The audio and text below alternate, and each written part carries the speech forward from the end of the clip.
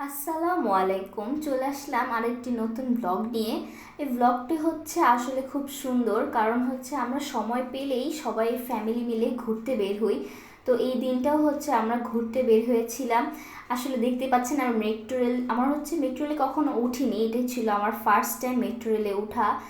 আর হচ্ছে আমরা ভাবছিলাম যেহেতু মেট্রো রেলে উঠবো তাহলে একটু ঘুরেই আসি।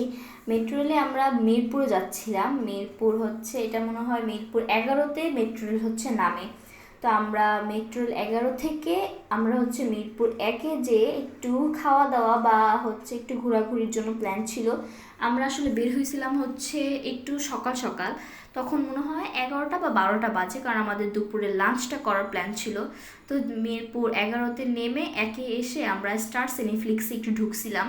কিন্তু এই দুপুর টাইমটা মুভি এখনও স্টার্ট হয় নাই, যদি মুভি স্টার্ট হতো আমরা একবারে মুভিটা দেখতাম, কারণ এখন তো তুফান মুভিটি খুব চলছে।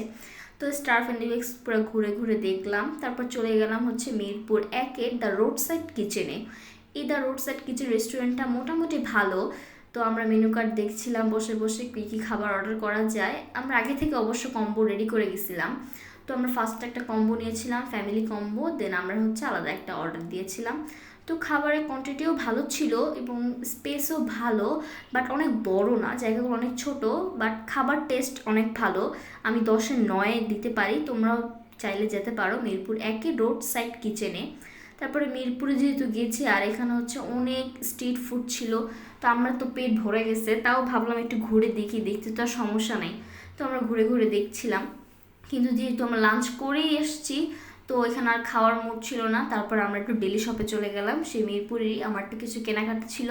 আর আমার অনেক ভাল লাগে ক্যানজেরি ডেলি শপে ঢুকতে, কিছু কেনা না থাকলেও এক বক্স কেনা হয়ে যায় সব কিছু। মানে যতই দেখি ততই মন চায় যেগুলো কিনি এগুলো কিনি।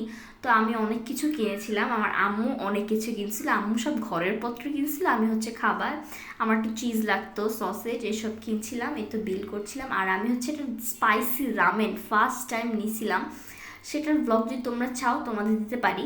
তারপর শেষ এই তো আমাদের কেনাকাটা ঘোরাঘুরি।